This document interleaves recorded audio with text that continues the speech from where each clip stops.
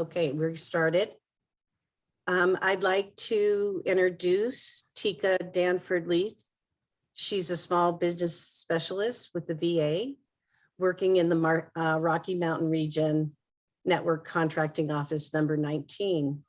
Tica, would you like to tell everyone a little bit about yourself? Sure. I'm prior Air Force logistics. I moved into the VA in 2010 as a purchasing officer in the prosthetics department, and then in like 2012, 2013, it all blurs.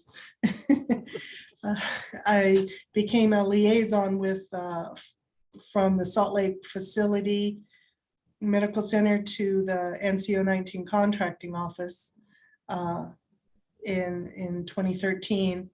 And in 2015, I moved over into the contracting office as a contracting officer.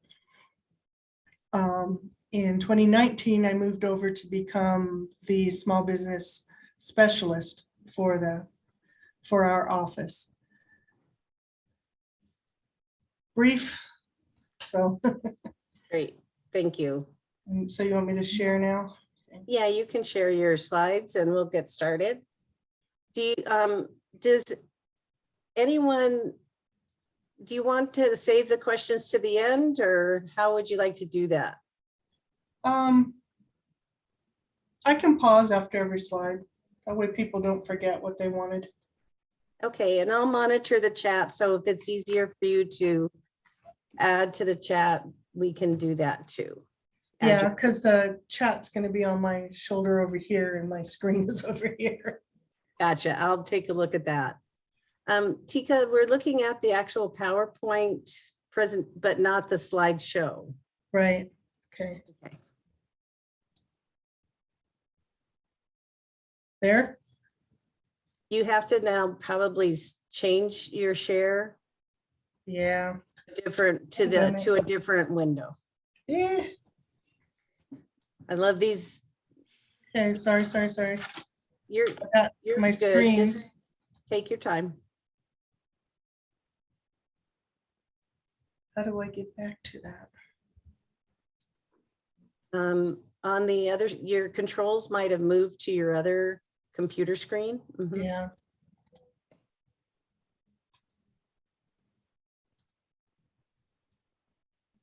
You would stop the share in Zoom and start a new share. Yeah, I'm trying to get to it because it's on my PowerPoint moved over there. Gotcha. That happens to me.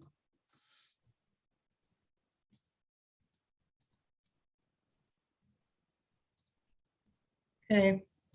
This is not going to be as easy as I thought it was. Would you like me to share the slides? Yes, please. That was a Okay. pain in the butt. Okay, I'll do that. Can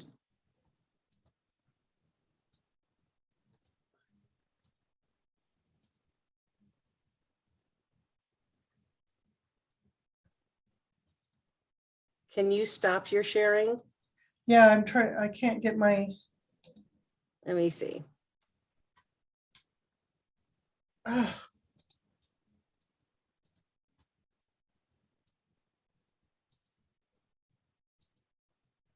You gotta love these disappeared virtual on meetings. me.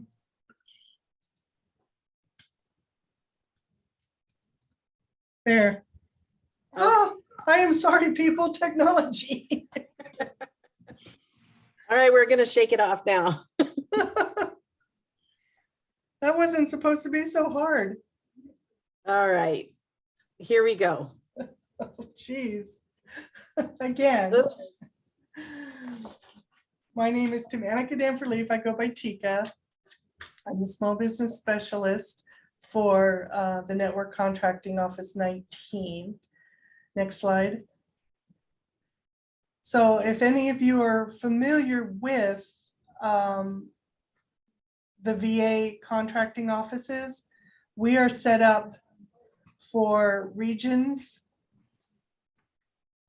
And my region 19, as you can see, covers Montana, Wyoming, Utah, Colorado, and Oklahoma. Oklahoma used to be part of NCO 16, but they decided due to population to revamp everything. So it is incorporated into NCO 19 with us. Next slide. Here's a, at the last count, we have 8 medical centers with the yellow stars and 81 community-based outpatient clinics. So a good view of everything that we manage. And I think we have like 2 or 3 more outpatient clinics getting brought online this year. Next slide. So what does NCO 19 spend? We'll talk about that next. If you're aware, most of our actions as a VA, less than 250, we automatically reserve for small business. With SDVOSBs and VOSBs being our top mandated priority, service disabled veteran-owned small businesses. For projects that we have or buys that we have that are over 250,000, we look to set them aside for our small businesses, but it's not mandated like it is for under 250,000. For and under 250,000 usually is a window of between 10,000 and the 250,000. Anything under 10,000, the facilities use their credit cards to purchase. So we don't see anything in our office under $10,000 unless it's a particular service or a construction. Next slide. So here's a little brief look at our top buying categories, and this is year to date as of 2 weeks ago. So as you can see, even though we're a medical center, construction is one of our top buy categories. We're heavy into temp services over the last, I'd say 3 years. That has really increased a lot due to COVID and having to backfill positions and stuff. Then of course, medical supplies. I also broke out here categories on a couple of the major places we're placing the money. So small business, veteran-owned companies, woman-owned companies, and hub zone and 8As. So say construction, we've spent 53 million. Almost all of that 53 million went into service disabled veteran-owned companies. So next slide. Yep. Was that the next slide or did it skip one? Oh, it might have. We post all of our opportunities on sam.gov, GSA eBuy, and NASA Soup. NASA Soup is a contract vehicle most government agencies use for ordering IT products and services. There was a question. Yes.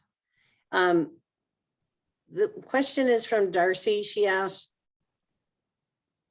can you explain the difference between the NCO and the VISNs? Oh, Visions? Yes. Yeah.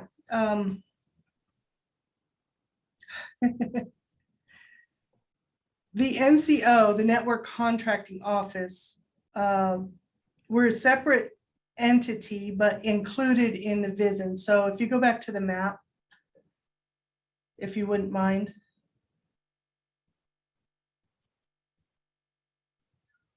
Yeah, there. So when they're talking VISN, you'll find that they match the number of the NCOs. So take, NCO 23 up there, Minnesota, South Dakota, their VISN would also be VISN 23. It's just a different level of hierarchy. We are the network contracting office for the medical centers, all the medical centers in VISN 19. So we're network contracting office 19. But we're kind of like side by side with them. They're not our boss. The VISN is like the hierarchy from the medical centers. Say if there's a logistics office or a safety office at the medical center, the VISN also has the same thing that does policies for that. So they're the policy directors and stuff like that, kind of equal and on par with the NCO 19s, because we're the contracting branch and they're like the administration branch, if that makes sense. Did that help?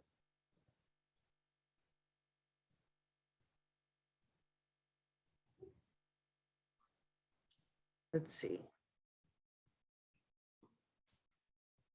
Yes, Darcy says she understands. Okay. I was probably a little muddled there for a minute. I need more coffee. Yeah, it is. It's early. So again, these are the top 3 main places that we will post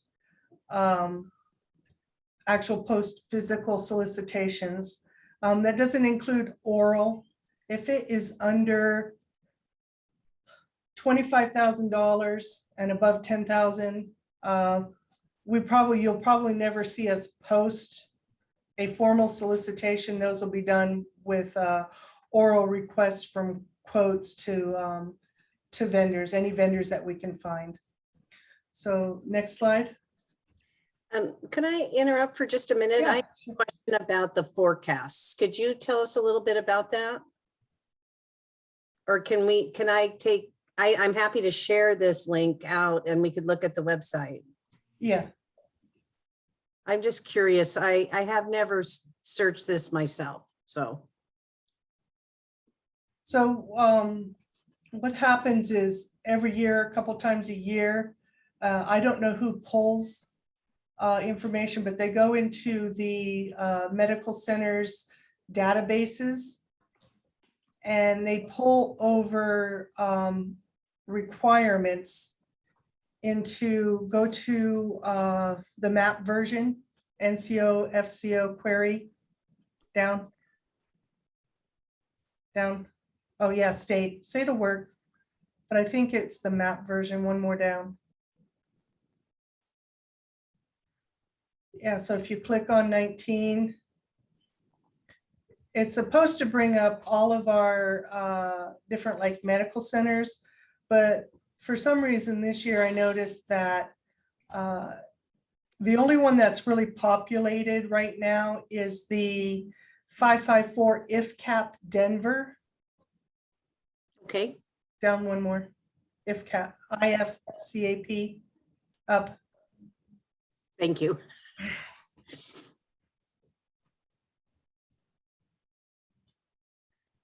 So they go into the medical centers databases and they pull over requirements that they've identified in their database as being forecast or possibly stuff they want.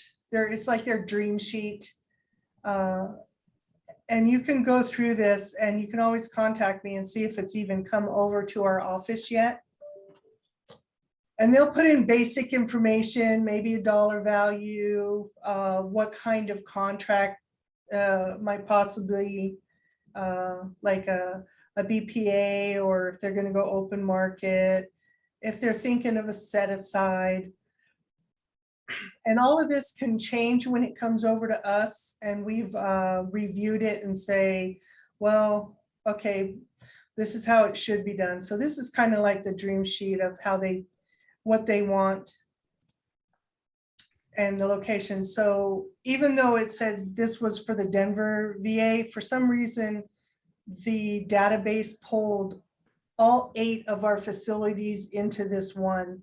So you really won't find anything in the other areas besides that IFCAP Denver. So, Like this one says 442 Northern Colorado. So that's actually Cheyenne, Wyoming. okay, I understand. One question I had though is if someone sees something on here that looks interesting or might be a match for their business, would Just they give me a call. they would just contact you? Okay, Yeah, because I would have to look it up and see if it's even come over to our office yet. okay, that sounds great. I'm gonna go back to the slideshow. Unless anyone else has a question, you can unmute yourself and ask a question.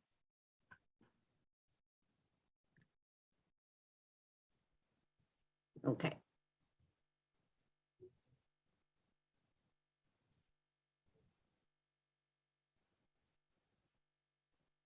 Okay, I think we're back now. And I think for those of you that are veteran-owned companies, the Vet Biz is actually trying to do a opportunities little portal there too, but I don't think it's up and running yet. Okay, thank you. So next slide. So as all of you know, because you've been working with the PTAC for a while, to do government contracts, you have to be registered in sam.gov. We are actually using the unique identity entity codes right now, even though if you do give us an old DUNS, it's still populated and we can still find you. It is critical that you pick the correct NAICS code for your company.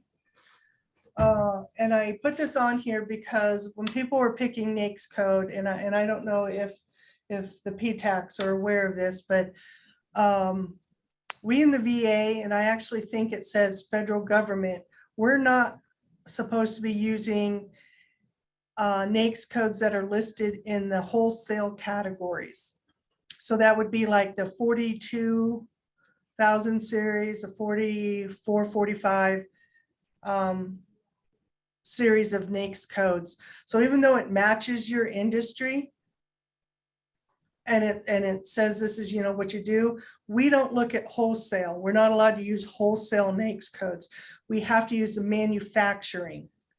So take that 4,000 series and convert it into a 3,000 series for manufacturing. And there usually is almost an exact match. So I have a question about the other part of your bullet point there that talks about, you know, the the new 2022 NAICS codes have been published at the Census Bureau site, but Right. I find them in SAM. They're not populating in SAM when I do like searches for contract opportunities and things like that. Right, because the government at this point is not using the 2022. The SBA has not put the sizing requirements on them yet. So even though the census has published the new 2022, the SBA has to go in and verify or create the sizing requirements for that if there are new NAICS codes or changed NAICS codes. And they have not done that and published that yet. So we cannot use those codes until we have the sizing requirements on there. Okay, that's great to know. Thanks. And There's, that's not just the VA, that's pretty much all government. Except for state. I think states don't really pay, I'm not really for sure, but I don't know if they pay too much attention to those. no, they don't. typically. Okay, There is a question. Do you want it now or in a minute? sure. Linda asks, should we use both DUNS and the UEI code during the transition? If you're not sure that your UEI code is like fully in effect and visible, then give us both. Yeah, and I think most businesses had if they've been in SAM since last May, the May of 2021, they were assigned a UEI code. So I think it is moving to all government-wide systems as the unique identifier. Yeah, Just add that, but I think it doesn't hurt, like if you're filling out a form to kind of provide both. Sometimes I see forms still that ask for the DUNS number, so you could put both in there. yeah, just so we can capture, just in case, you know. Yes. You got dropped for some reason in the transfer process. And of course, the most critical thing you can do is make sure you're registered in the tungsten system so you can get paid. We do have, and every time you get a new contract, that e-payment section is in the contract with the links and stuff, but we do get some small business who always forget to go in and register and get themselves set up in that system. So what we do is it's electronic payments that'll go, you know, through Austin's Texas payment center into your bank account. So if you don't get set up and you're trying to get paid, it's not going to happen, even if you send a bill to my office. Because then we have no other mechanism to pay you. Because we would not, absolutely not be allowed to pay you through credit card above $10,000. And of course, if you're a veteran, get verified in the vet biz so you can get your CV certification. Because if we do a veteran set aside and you're not CV certified, but you're a self-designated veteran, it still won't get you an award. You have to be CV certified. And I think as of 2023, the Small Business Administration is going to be taking over the CVE certification process. Next slide.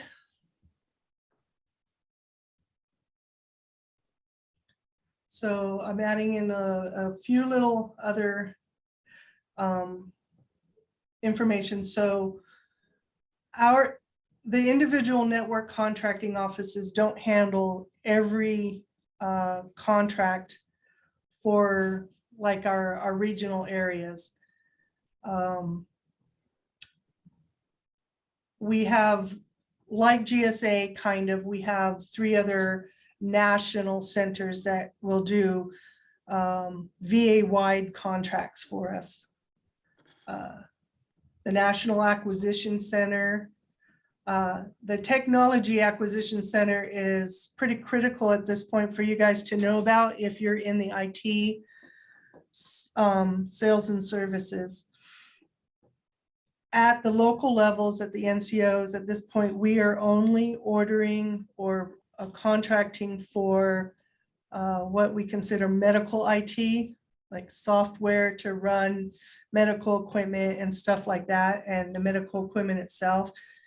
But if it is general administration IT, like server banks or laptops and desktops and high-end stuff like that, the TAC orders that for us. We don't do those purchases anymore. And I did put a link on here for the SBA's subnet for subcontracting opportunities.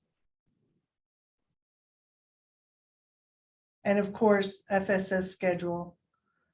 We do use FSS schedules heavily. Can you explain what that stands for? Oh, federal supply schedule, that's a GSA or the GSA contracts. Is that different than the first bullet, which it says multiple award schedules? Yeah, well, NAC contracts and FSS schedules can go hand in hand. It's just a matter of who's putting it in place, whether it's the National Acquisition Center or GSA. So usually we, at our level, we'll say it's a NAC contract if we mean, you know, it's a multiple award from within the VA. And we'll say it's an FSS schedule if the GSA, if we made a federal, you know, used a GSA federal supply schedule to create an in-house contract. So, you know, they made like a mother contract and we did an IDIQ off of it or a BPA off of it. Gotcha. For our region. So multiple award schedule or getting on the GSA schedule for medical supplies, the VA handles that through the federal supply schedule service. Yes, Okay. Thanks for the clarification. it gets complicated and lots of layers. Well, that's why PTAC and small business specialists are here to help, right? Yeah, All right. little drink. And no, I don't have Bailey's in it today. So here I put in a couple slides because I know this is the meat of what you guys are on this phone call for. I'm going to list some opportunities. So first I thought I would put out there some of the sources SOTs I found that are currently on SAM.gov. Why I'm highlighting sources SOTs is, or even RFIs, requests for informations. If you get emailed a request for an information or you see a sources SOT in your NAICS genre, please, please, please, if it's something your company can do and you're interested in it, please, please, please respond. If you don't respond and small businesses do not respond, then we will post it open market and you will miss out on an opportunity because we don't know you're out there unless you tell us. So I've got a few on here that they have posted looking to see who's out there who can provide these services and at these locations. So there's a couple of them that actually closed today. They are sources SOTs. So if you can respond to them, even if you send out an email saying, hey, I just saw this, I'm going to send, I'm interested, like this one at the bottom, it closes at 12 p.m. and that's Mountain Standard Time. Just shoot them an email. Their contact information is on the sources SOT and say, hey, I just saw this, you know, give me a little while to look at it. And I would add too that sources SOT are always fairly easy to respond to because the government's looking for your statement of capabilities. Yes. All these opportunities are going to be found at sam.gov. That's where under sam.gov contract opportunities is where they post, you know, all the notices regarding procurement that's over 25,000. And so these sources SOT, it is important. We always call it a PTAC answering the mail, or, you know, because they are easy to respond to. You're not committing to making an offer, but you are getting your name and self known by the, you know, by the agency that's posting it. And you're also helping the agency complete their market research to understand that a small business could perform the requirement. Yeah, so, and that's, we use that heavily to figure out if we are able to do a set aside. If we don't get any responses, and like I said, then we will end up having to go open market and include large businesses because we don't know, we have to have a rule of two. So to do a set aside, so we have to have at least 2 vendors of any socio group to let us know that they are interested or can do that requirement. I only found one viable pre-solicitation, and by pre-solicitation, it's just a little notice out there saying, hey, it's kind of like a sources sought. This is what we're looking for, and it gives you like the full statement of work and everything out there. So that one also closes today, but at 2 o'clock. So there's still a little time. If it's something that you can look at, that you can still look at it. Next slide. Charlie has a question. Do you want that? Sure. Charlie asks, what is difference between ANC 8A contract and these vehicles? It's my understanding ANC contracts cannot be challenged. Is that? And I'm not sure what. Oh, Native corporation. you know, I don't think I can answer that because I don't, in our region, our office, we really don't have a lot of ANC contracts. Charlie, I can look into that or see if I can find the answer to that for you and follow up with you in the next day or so.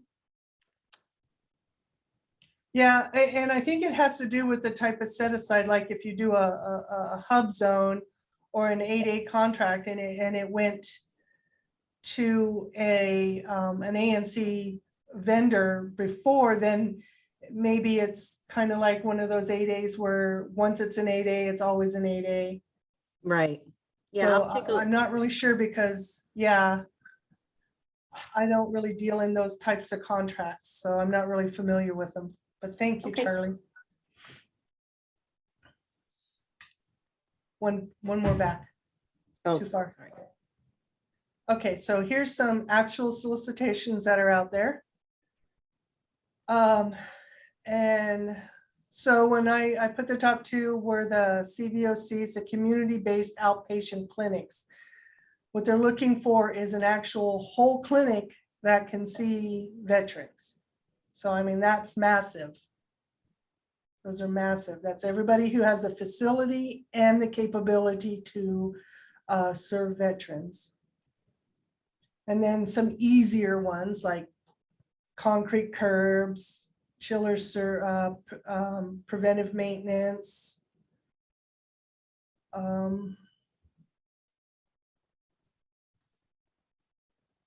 Boiler plant repairs. So a lot of repairs and some renovations, some specialty nursing service. And the last one is I don't have the GSA posting number. They didn't have that in the data that I found. But we right now, we have an air handler unit replacement that is posted on GSA.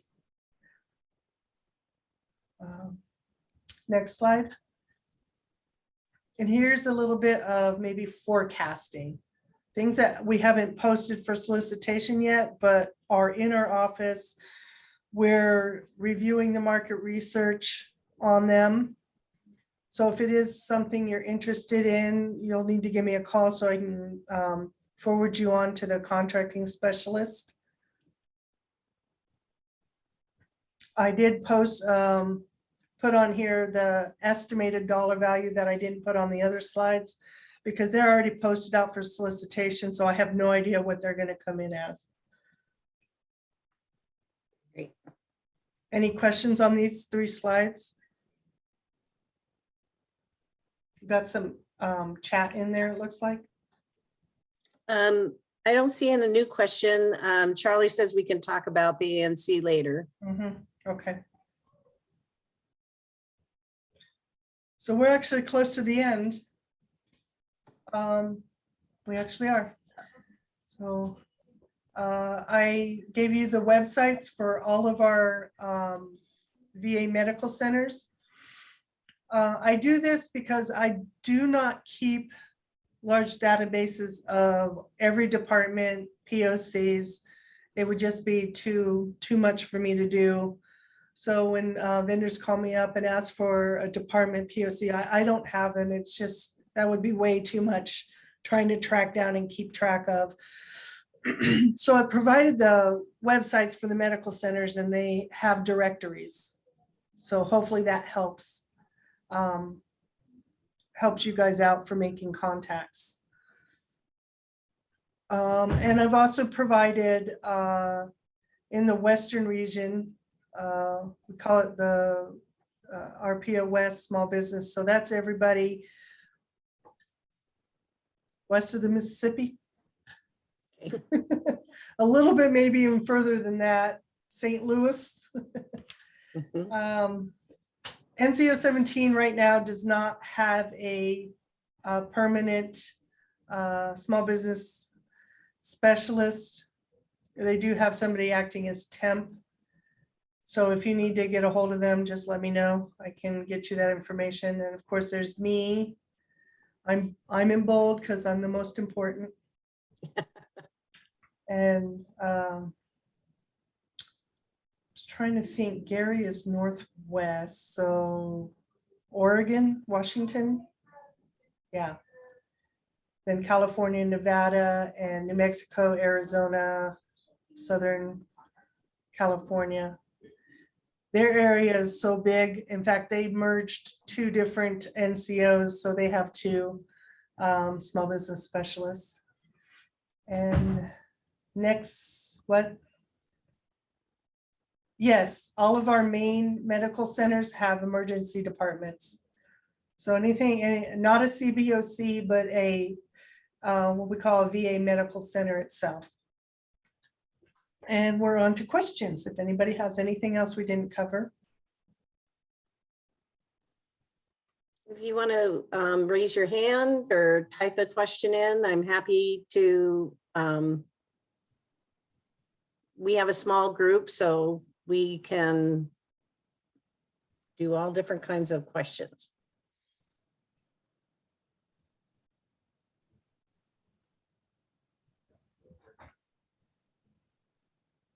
So no particular questions. I covered everything. Oh, Linda has a question.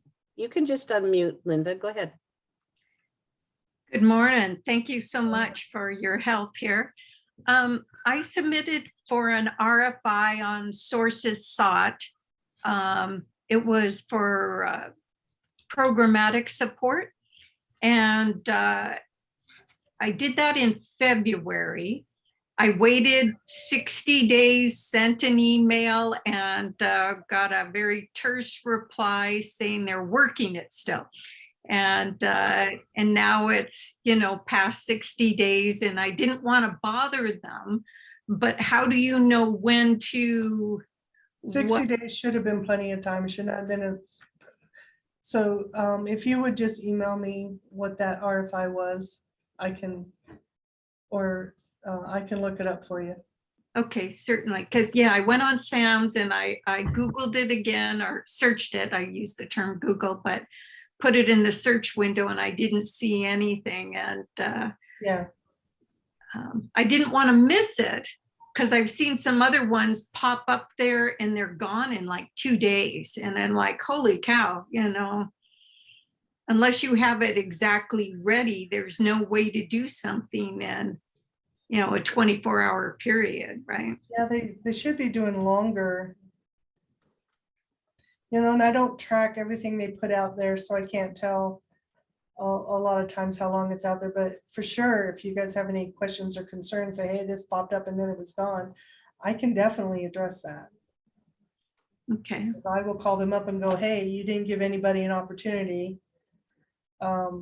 So you just got to be sure whether it was a sources sought or a notice of intent to sole source. Yeah, no, this wasn't a notice. Well, the short one was a request for quote, which obviously they may have put it out prior to that. I didn't see it because I put my NICS codes up there, but you know how business works sometimes. It is, and things can get buried. They're usually usually is supposed to be about 5 days. 10 days is our optimum time for leaving stuff out.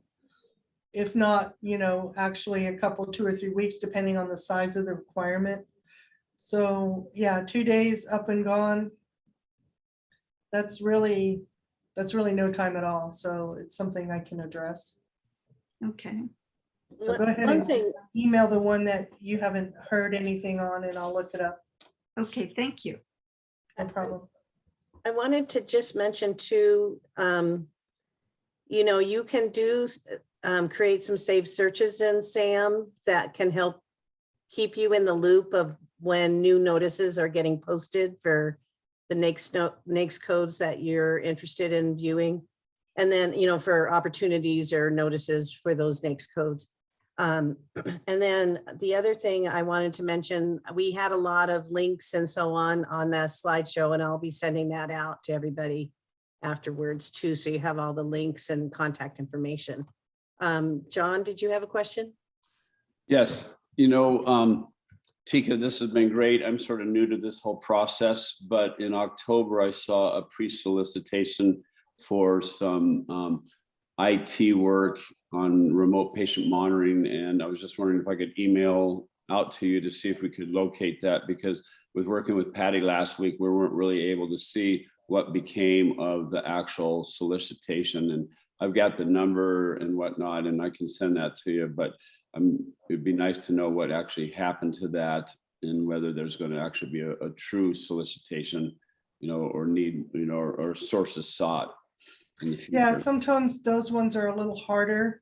They might put out a sources sought, but then we get notice from like the OEM saying, no, you have our equipment. We're not letting, the preventive maintenance go outside of our hands. So it could have been that, but I can definitely look that up and see what happened to it. Great. I'll reach out to you. Thank you. Okay. Anybody else? I have one more question. Sure. We did a FOIA request because as I'm launching and I'm doing my first solicitations, I wanted to make sure I was in the ballpark of doing it correctly. And so I did a solicitation on a past one, and they didn't send us the winning proposal or any of the proposals that were submitted. And what can you get in a FOIA request? Because we can get the solicitation ourselves, right? And the attachments, but So if you put in a bid and you didn't get the award, and after it's awarded, we would be allowed to tell you who it got awarded to and for how much. We would not be allowed to give you their actual documented bid, just the final award amount. okay. Because the actual bid information is proprietary to your companies. So we would never give that out, but we could tell you who it was and how much the total contract award was for. Okay. Yeah, you can request a debriefing in most cases. So you would just contact the contracting officer and see. Yeah. if And they you have to do that submit it, within like 5 days. or 10 days after award. Right. And they'll give you what they call a brief explanation, and they can maybe even, they sometimes will answer a question of why your offer wasn't accepted or what happened there. Sometimes they can tell you, and a lot of times it has to do maybe with the price or things like that. So but it's really is a brief explanation. It's not a long conversation. That's just one thing to know, but it is can be helpful for businesses that are starting out when putting bids in to get that debriefing to help them improve for the next time. Yeah, so the more complicated the requirement, the project,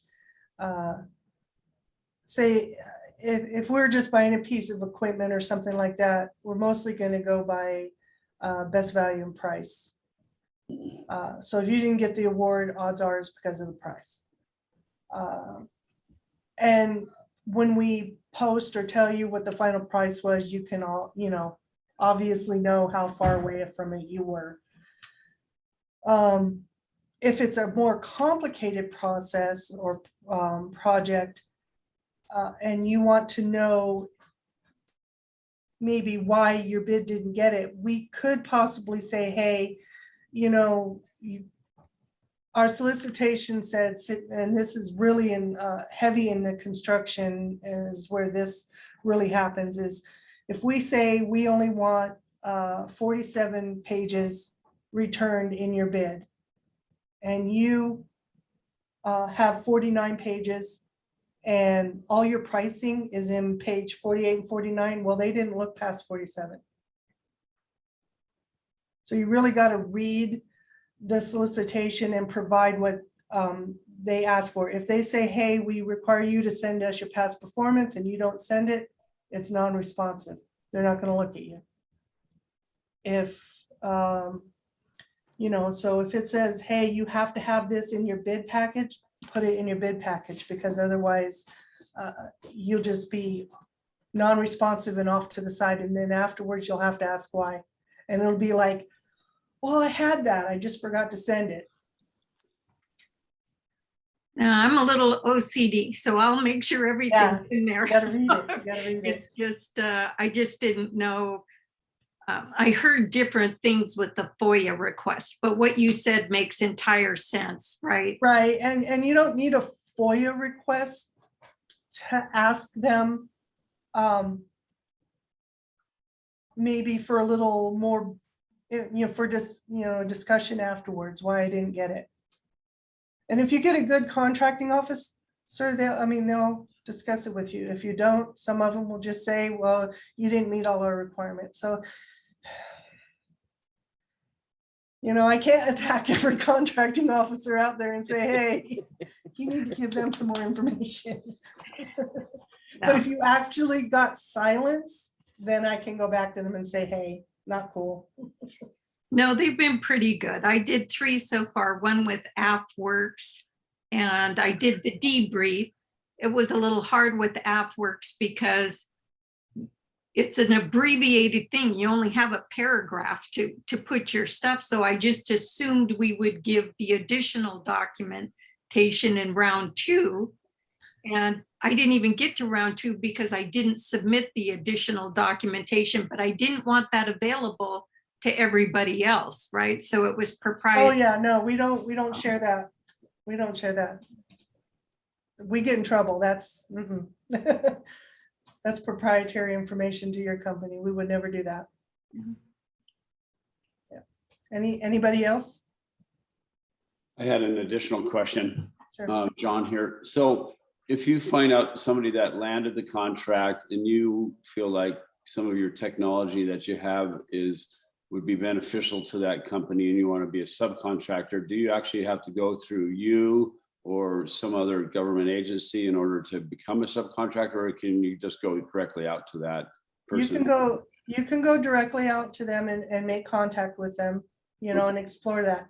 Now there are rules. And PTAC can definitely walk you through the rules. Is what kind of socio group are you in?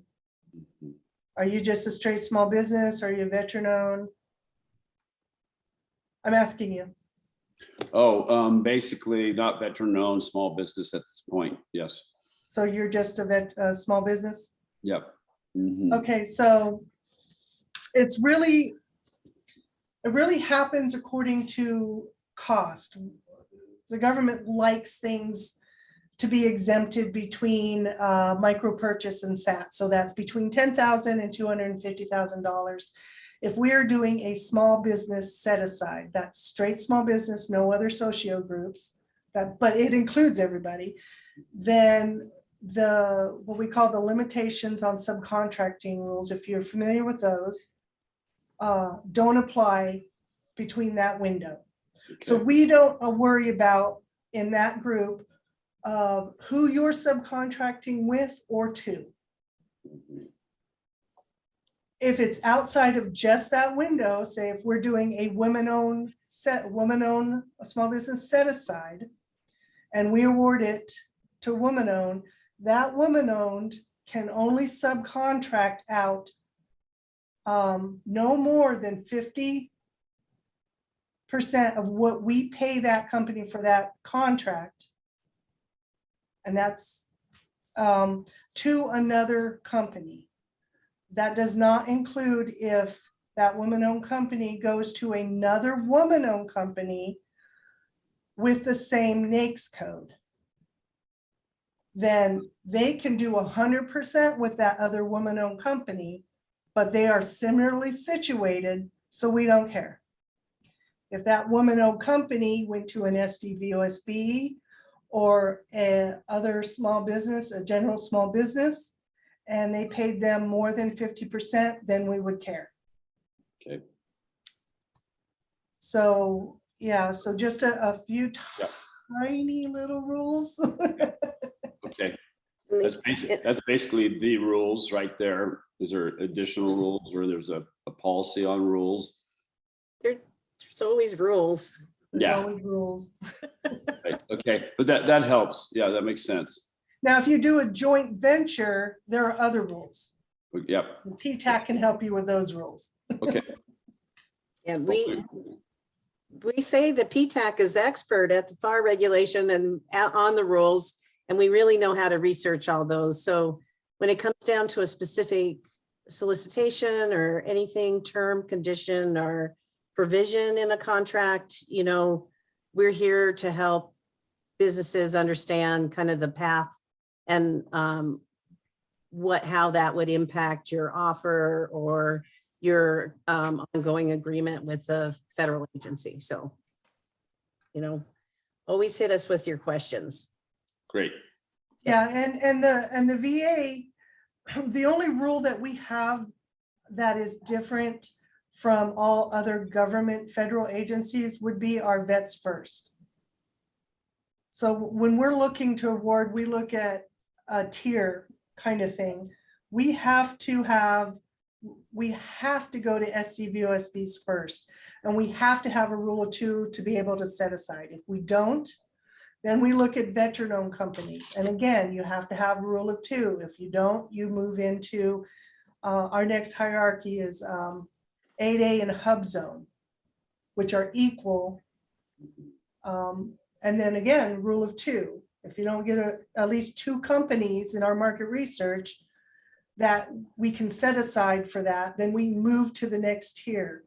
So SCVOSB, VOSB, 8A hub, and then all other small businesses. And then again, if we don't meet rule of two, then we go open market to all companies. So I know it's frustrating to just straight small businesses because of that rule for the VA, but we are a veteran-centric corporation. So it's vets first, but all other government agencies, I think they have the small business first and then open market. That's great to hear all those. Thank you. And just forecast what you can get in trouble with in the future. Right. So that's why we say always, always, always respond to a source of SOT, because if we don't meet the rule of two in the SDVOSB, VOSB, then we are looking for small businesses to fill that gap before we go open market. So even if you're looking at a VA source of SOT and you know, oh, that's going to go to a veteran, respond, because you never know. Maybe they didn't respond. Right. Okay. Thank you so much. Yep. Anybody else?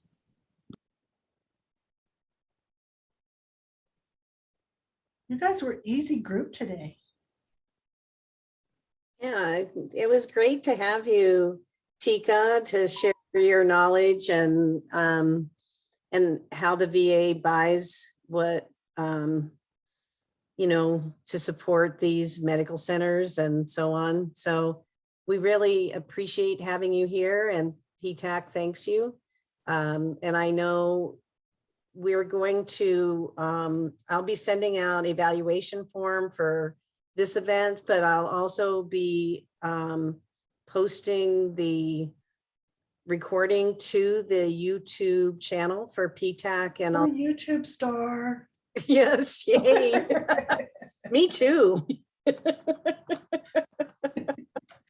And But if I didn't have, if you guys feel I was missing some information, because I do a few of these, so you get into a, this is what I'm putting out there kind of thing. If there's something that you think I need to cover, as vendors that you want to hear from the VA, put that in the evaluation or just send it to me so I know I can modify future, PowerPoints to, they don't want all of these links. They want to hear this kind of thing, Tell me what you want, what you really want.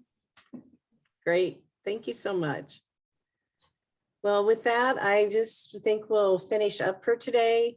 Of course, if you have any questions, you can find your PTAC office too for help. And thank you again, Tica, for your time. Yep, you guys have a good Great week. day. Thank you. Thank you.